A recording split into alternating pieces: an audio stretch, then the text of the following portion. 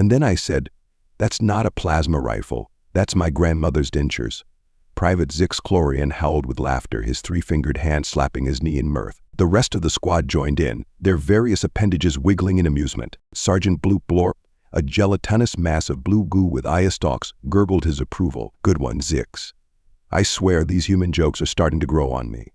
Speaking of which, where's our token Deathworlder?" As if on cue, the door to the barracks hissed open, and in strolled Private First Class Jane Ripley Rodriguez, all 5'4" of her wrapped in a cocoon of pure, unadulterated badassery. Her entrance was accompanied by the subtle whir click of her newly acquired cybernetic left arm. "Speak of the devil," muttered Corporal Cree-Craw, his mandibles clicking nervously. Jane's eyes scanned the room, a smirk playing on her lips. "What's the matter, Cree?" "Afraid I might try to arm wrestle you again." She paused, then chuckled at her own pun. "Get it? Arm wrestle?"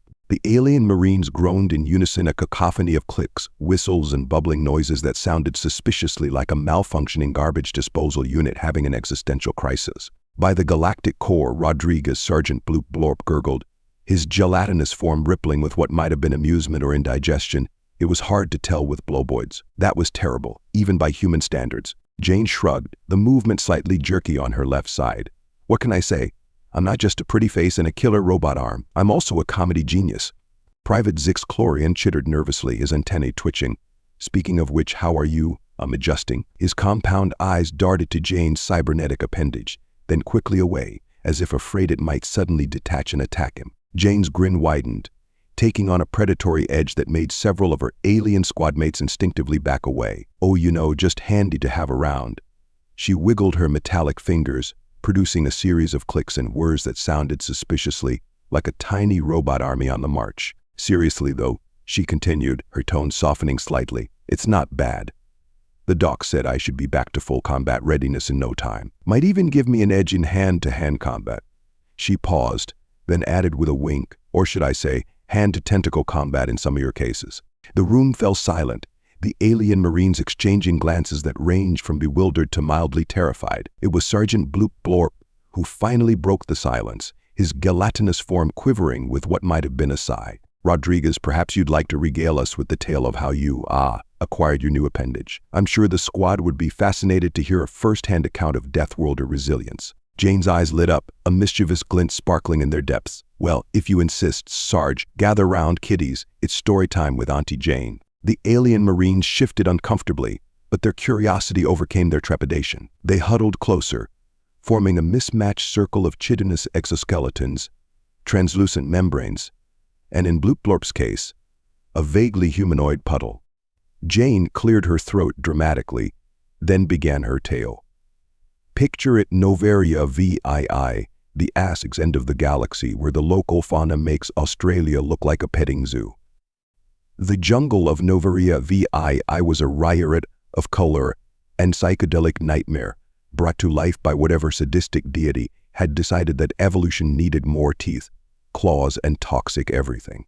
Jane Ripley Rodriguez crouched in the undergrowth, her pulse rifle at the ready, trying not to breathe too deeply lest she inhale something that would turn her lungs inside out. "Remind me again why we're here," she muttered into her comm, her eyes scanning the shifting shadows of the alien forest. "'Cause Private Rodriguez," came the long-suffering voice of Lieutenant Quack's Pulp. "The Galactic Council has deemed this planet a vital strategic resource. Our mission is to secure the landing zone for the science team." Jane rolled her eyes so hard she was pretty sure she saw the back of her own skull. "Right, because nothing says vital strategic resource like a planet that's actively trying to kill you every second you're on it." She could almost hear the lieutenant's eye stalks twitching in annoyance. "Your sarcasm is noted, Private. Now focus on the mission." "Yes, sir," Jane replied, injecting just enough respect into her tone to avoid a court-martial. "Focusing on not becoming alien chow, sir." As if on cue, a blood-curdling screech split the air, followed by the sound of something very large and very angry crashing through the underbrush. Jane's grip tightened on her rifle, her muscles tensing in anticipation. "Ah, Command, we've got company," she whispered into her comm. "Big, loud, and probably hungry company." "Hold your position, Rodriguez," Lieutenant Quack's Pulp ordered. "The rest of the squad is en route to your location. Do not engage unless—" The rest of the order was lost in a cacophony of snapping branches and tearing foliage as the source of the commotion burst into view. Jane's eyes widened as she took in the monstrosity before her. It was like someone had taken a T-Rex, given it about 6 extra limbs, covered it in iridescent scales that shifted color like an oil slick, and then, just for funsies, slapped a bunch of tentacles on its face. Oh, and it was easily the size of a small apartment building. Holy shit, Jane breathed, momentarily forgetting her comm was still on. Language, private. Lieutenant Quack's pulp admonished automatically, before his brain caught up with his mouth. Wait, what's happening? Report. Jane didn't have time to respond. The creature's head swiveled in her direction, its multifaceted eyes gleaming with predatory intelligence. Its tentacles writhed, and Jane could have sworn she saw them grinning. Okay, big guy, she muttered, raising her rifle. Let's dance. The creature lunged, moving with a speed that belied its massive size. Jane rolled to the side, barely avoiding the swipe from a clawed limb that left deep gouges in the ground where she'd been standing. She came up firing, her pulse rifle spitting superheated plasma at the beast. The shots connected, leaving smoldering craters in the creature's hide, but it seemed more annoyed than injured. Command, I've engaged the hostile. Jane yelled into her comm as she ducked behind a tree that was more mouth than trunk. It's big, it's mean, and it's really pissed off. Hold on, Rodriguez. Lieutenant Quack's pulp's voice crackled through the comm. Reinforcements are almost there. Yeah, well, tell them to hurry up, Jane retorted, popping out from behind her cover to loose another barrage at the advancing monstrosity. I don't think this thing's interested in waiting. The creature roared, a sound that seemed to shake the very air. It reared up on its hind legs, towering over the surrounding vegetation. For a moment, Jane felt very, very small. Then her training kicked in and she grinned. All right, you overgrown iguana. You want to play. Let's play.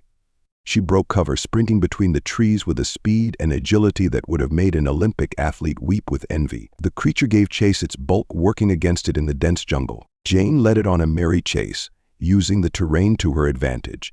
She vaulted over fallen logs, slid under low-hanging vines, and at one point even used a carnivorous plant as a springboard, much to the plant's apparent confusion. All the while, she kept up a steady stream of plasma fire, peppering the beast with shots that slowly but surely began to take their toll. The creature's movements became sluggish, its roars tinged with pain and frustration. That's right, big guy, Jane panted as she reloaded on the run.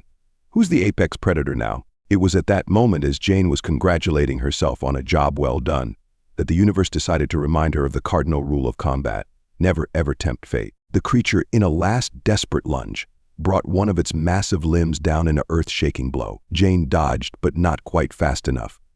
The very edge of the creature's claw caught her left arm, and suddenly the world was nothing but pain and the sickening sound of tearing flesh and crunching bone. Jane hit the ground hard, her vision blurring. Through the haze of agony, she saw the creature looming over her, its tentacles writhing in what she could have sworn was triumph. Oh no, you don't, she growled through gritted teeth. With her right hand, she reached for her sidearm, a compact plasma pistol that packed one hell of a punch. The creature's maw gaped wide, rows upon rows of razor-sharp teeth glistening with anticipation of their next meal. Jane waited, fighting against the black spots dancing at the edges of her vision. Just as the beast lunged for the kill, Jane shoved the pistol into its mouth and pulled the trigger. The resulting explosion was spectacular.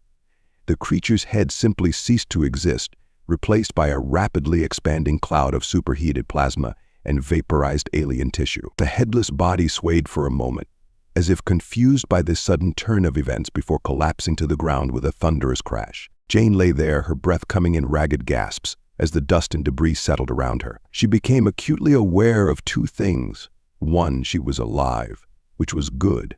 Two, her left arm was no longer attached to her body, which was decidedly less good. Well, she muttered to herself, her voice hoarse, that's going to leave a mark. It was at that moment that the rest of her squad burst into the clearing, weapons at the ready. They skidded to a halt, taking in the scene before them with a mixture of awe and horror. Sergeant Bloop Blorp was the first to recover. Private Rodriguez, he burbled, his gelatinous form rippling with concern. Are you functional? Jane managed a weak chuckle. Defined functional, Sarge. The alien Marines approached cautiously, their eyes darting between Jane, her severed arm, and the smoking remains of the creature. By the cosmic egg, Private Zix-Chlorian chittered, his antennae twitching frantically. How are you still conscious? The pain alone should have. Oh, it hurts like a mother, Jane interrupted, her voice tight. But you know what they say, pain is just weakness leaving the body. Although in this case, I think it might be blood leaving the body, which is probably not ideal. The aliens exchanged glances, a silent conversation passing between them. It was clear they were struggling to reconcile the grievous injury before them with Jane's continued ability to crack jokes. Corporal Cree cross-stepped forward, his mandibles clicking nervously. "We need to get you to medical immediately. The blood loss alone." Yeah, Jane waved her remaining hand dismissively. "Just give me a sec to catch my breath. Maybe take a selfie with my new friend here." She jerked her chin towards the creature's corpse. The alien stared at her in disbelief. It was Lieutenant Quack's Pulp who finally broke the silence, his voice coming through the squad's comms. "Private Rodriguez, your vital signs are critical. You've suffered a severe traumatic injury. How are you? Why aren't you?" "Screaming in agony? Passed out?" "Dead," Jane supplied helpfully. She shrugged, then immediately regretted it as pain lanced through what remained of her left shoulder. Though, okay, note to self, no shrugging for a while. She took a deep breath, wincing at the effort. "Look, I'm not going to lie, this hurts like hell, but panicking isn't going to help. Neither is lying here feeling sorry for myself. So how about you fine gentle beings help me up, and we can start heading back to base. I hear they've got some fancy new cybernetic limbs that I'm just dying to try out." There was a moment of stunned silence, broken only by the soft plop of Sergeant Blorp's jaw literally dropping to the ground. He hastily reabsorbed it, his gelatinous form quivering with what might have been admiration or sheer disbelief. "You heard the lady," he finally managed. "Let's get her back to base. And someone collect her, spare parts. The medics might need them." As the alien Marines carefully helped Jane to her feet, supporting her between them, Private Six Chlorian couldn't contain his curiosity any longer. "How?" he blurted out. "How are you so? Awesome? Incredible? Devastatingly attractive even when missing a limb?" Jane supplied, managing a weak grin. Calm, Six Chlorian finished. In the face of such injury and danger, Jane considered this for a moment as they began their slow trek back through the jungle. "Well," she said finally, "I could give you some line about human resilience or the indomitable spirit of Earth's finest. But honestly, I'm probably in shock, and there's a good chance I'll have a complete mental breakdown once the adrenaline wears off." As she paused, then added with a wink, "But until then, I figure I might as well enjoy being the biggest badass in the galaxy." Now, who wants to hear a joke about a one-armed space marine? The alien squad groaned in unison, a sound that somehow managed to convey both exasperation and grudging respect. As they made their way through the hostile jungle of Novaria VII, Jane Ripley Rodriguez's laughter echoed through the trees, punctuated by the occasional groan of pain and the bewildered mutterings of her alien compatriots. It was, all things considered, just another day in the life of a human Deathworlder in an alien Marine Corps. Back in the present, Jane finished her tale with a flourish of her cybernetic arm. "And that, kids, is how I became the most advanced toaster in the Galactic Marines." The barracks were silent for a long moment, the alien Marine staring at Jane with a mixture of awe, disbelief, and in Sergeant Blorp's case, a slight greenish tinge that suggested he might be feeling a bit queasy. Private Six Chlorian was the first to break the silence. "But how did you survive the blood loss? The shock? The potential infection from an alien world?" Jane grinned, a predatory gleam in her eye. "What you mean besides sheer awesomeness?" She chuckled at the exasperated looks on her squadmates' faces. All right. The truth is, human biology is pretty wild. We've got this thing called vasoconstriction where our blood vessels constrict to reduce blood loss. Plus, our bodies pump out a cocktail of chemicals in response to extreme stress, adrenaline, endorphins, you name it. It's like having our own internal pharmacy. Corporal Krog clicked his mandibles thoughtfully. "Fascinating. It's almost as if your species evolved specifically to survive extreme trauma." "Well, you're not wrong," Jane replied, leaning back in her bunk. "Earth isn't exactly a walk in the park. We've had to deal with everything from giant predators to natural disasters to our own spectacular ability to create new and exciting ways to hurt ourselves. Honestly, losing a limb is practically a rite of passage for some human cultures." The aliens exchanged glances, a silent conversation passing between them. It was clear they were trying to reconcile this new information with their previous understanding of their human squadmate. Sergeant Blorp gurgled pensively, his gelatinous form rippling with what might have been deep thought. "So you're saying that humans are adapted to trauma? That seems like a rather grim evolutionary path." Jane shrugged, the movement smooth and natural with her cybernetic arm. "Grim? Maybe. Effective. Definitely. Think about it, we come from a world where everything was trying to kill us, including the planet itself. Volcanoes, earthquakes, hurricanes, you name it. Not to mention all the lovely animals that thought we'd make a nice snack. We had to adapt or die." Private Six Chlorian's antennae twitched nervously. "But surely as you develop technology, the need for such resilience would have decreased." Jane let out a bark of laughter that made several of her alien squadmates jump. "Oh, you sweet summer child. You'd think so, wouldn't you? But here's the thing. As our technology advanced, we just found new and exciting ways to challenge ourselves. Extreme sports, anyone? And let's not even get started on the wars." The aliens fell silent, digesting this information. It was Corporal Kree Krau who finally spoke up, his mandibles clicking thoughtfully. "It's difficult to comprehend. On my world, we strive for harmony and balance. The idea of actively seeking out danger. Yeah, well, different strokes for different cokes," Jane said with a grin. "Or different evolutionary pressures for different planets, I guess. But hey, it's not all doom and gloom. Our adaptability means we're pretty good at surviving in a variety of environments, which, let's face it, comes in handy in this line of work." Sergeant Bloop Blorp's eye stalk swiveled towards Jane, a look of grudging respect in his gelatinous gaze. "Indeed, your performance on Noveria VII, while unorthodox, was undeniably effective." Jane's grin widened. "Oh, Sarge, was that almost a compliment? I'm touched, really. I might just shed a tear." She made a show of wiping an imaginary tear from her eye with her cybernetic hand, the soft whir of servos adding a comical touch to the gesture. The sergeant's form rippled in what might have been the Blowboy equivalent of an eye roll. "Don't push it, Rodriguez. I'm still not sure whether to recommend you for a commendation or a psych-eval." "Why not both?" Jane quipped. "I could use the ego boost and the vacation." A ripple of laughter passed through the squad, the tension that had built up during Jane's story finally breaking. Even Sergeant Bloop Blorp's gelatinous form seemed to vibrate with amusement. As the laughter died down, Private Zix Chlorian leaned forward, his compound eyes glinting with curiosity. "So, Rodriguez, what's it like?"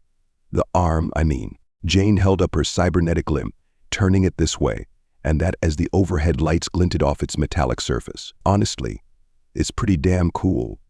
Sure, there was an adjustment period. You try waking up in the middle of the night to scratch an itch and accidentally putting a hole in the wall. But overall, it's been an upgrade." As she flexed her metallic fingers, the servos whirring softly. "I've got better strength, precision, and durability in this arm than I ever had in my old organic one. Plus, it comes with some nifty features. Watch this." With a thought, Jane activated one of the arm's hidden functions. A small holo projector emerged from her palm, projecting a 3D star map of the local sector. "Tada!" she exclaimed as her squadmates leaned in, fascinated. "Built-in nav system. Never get lost on patrol again." "And that's not all. I've got a universal translator, a multi-tool array, and even a small fusion reactor to power it all." Corporal Kree Krau's mandibles clicked rapidly in excitement. "Remarkable. The potential applications in combat situations alone are." Yeah, it's tactically advantageous and all that jazz," Jane interrupted with a wave of her cybernetic hand, dismissing the holo projection. "But you want to know the best part." Her squadmates leaned in, eager to learn what feature of this technological marvel Jane considered the most impressive. With a sly grin, Jane reached into a small compartment that opened in her forearm and pulled out a candy bar. "Built-in snack storage. Never go hungry on long missions again." The alien stared at her in disbelief for a moment before bursting into laughter. Even Sergeant Bloop Blorp's gelatinous form shook with mirth, his eye stalks wobbling comically. As the laughter subsided, Jane unwrapped the candy bar and took a big bite, her expression one of exaggerated bliss. Taste the future," she mumbled around a mouthful of chocolate and nougat. Private Zix Chlorian shook his head, his antennae twitching in amusement. "You humans never cease to amaze me. You turn a potentially career-ending injury into an opportunity for snack storage." Jane swallowed her bite of candy and pointed at Zix Chlorian with the remainder of the bar. "Hey, never underestimate the importance of proper nutrition in the field, or improper nutrition in this case. But you know what they say, an army marches on its stomach." Sergeant Bloop Blorp's eye stalk swiveled towards her, a puzzled expression crossing his gelatinous features. "I was unaware that human locomotion was dependent on their digestive organs. Is this another unique feature of your species?" Jane couldn't help but laugh. "It's just an expression, Sarge. It means that well-fed troops perform better. Although now that you mention it, I wouldn't put it past human evolution to come up with something like that. Stomach-based locomotion could be the next big thing." The sergeant's form rippled in what might have been exasperation. "Rodriguez, your species' penchant for unusual biological adaptations is rivaled only by your bizarre sense of humor." "Oh, you say the sweetest things, Sarge," Jane replied with a wink. "But seriously, all joking aside, this whole experience has given me a new perspective on life, the universe, and everything." Her tone grew more serious, and her squadmates leaned in, sensing a rare moment of genuine reflection from their usually sardonic human companion. "You know, losing a limb would be a career ender for most species," Jane continued, her gaze distant. "Hell, it would have been for humans not too long ago. But now, it's just another challenge to overcome, another opportunity to adapt and improve. She flexed her cybernetic fingers, watching as the light played across the metallic surface. In a way, this arm is a perfect symbol of humanity. We take our weaknesses, our injuries, our flaws, and we turn them into strengths. We don't just survive, we thrive. The alien Marines exchanged glances, a new understanding dawning in their eyes. They were beginning to see Jane, and by extension humanity, in a new light. Corporal Kree clicked his mandibles thoughtfully. It's an admirable quality, this resilience of yours. Though I must admit, the idea of voluntarily replacing healthy body parts with cybernetics is unsettling. Jane chuckled. Oh, trust me, plenty of humans find it unsettling too. We've had whole philosophical debates about it back home. But at the end of the day, it's just another tool in our arsenal, a way to push our limits, to go beyond what nature intended. She paused, then added with a grin, plus, built-in snack storage. Can't argue with that level of convenience. The squad groaned collectively, but there was no real annoyance behind it. If anything, they seemed to be growing fond of Jane's peculiar brand of humor. Sergeant Blue Blorp's eyes talks focused on Jane, a serious expression crossing his gelatinous features. Rodriguez, I must commend you on your adaptability and positive attitude in the face of what must have been a traumatic experience. It's not what I would have expected. Jane's grin softened into a genuine smile. Thanks, Sarge. That means a lot coming from you. And hey, who knows? Maybe someday we'll all be part cyborg. Could be fun, right? The sergeant's form rippled in what might have been a shudder. I think I'll pass, thank you. The thought of solid parts within my gelatinous form is disconcerting. Fair enough, Jane laughed. More robotic limbs for the rest of us then. Speaking of which, she turned to Private Zix Chlorian, her cybernetic hand outstretched. Hey Zix, how about that arm wrestling match we were talking about earlier? I promise I'll go easy on you. The alien's compound eyes widened in alarm. Perhaps another time? I just remembered I have some important maintenance to perform on my exoskeleton. Jane's laughter filled the barracks as Zix Chlorian made a hasty retreat, followed closely by the rest of the squad, each suddenly remembering urgent tasks that needed their immediate attention. As the room emptied, Jane leaned back in her bunk, a contented smile on her face. She flexed her cybernetic fingers, listening to the soft whir of servos and watching the play of light on the metallic surface. You and me, robo-arm, she murmured. We're going to have some fun together. With that, she reached into the snack compartment for another candy bar. After all, being a cyborg Deathworlder was hungry work, and the galaxy wasn't going to save itself. As she munched on her snack, Jane's mind wandered to the future. What other adventures awaited her and her mismatched squad of alien Marines? What new challenges would they face? What strange worlds would they explore? One thing was certain: with her indomitable human spirit, her quick wit, and her shiny new cyborg arm, Jane Ripley Rodriguez was ready for anything the universe could throw at her. And if the universe was smart, it would start running now.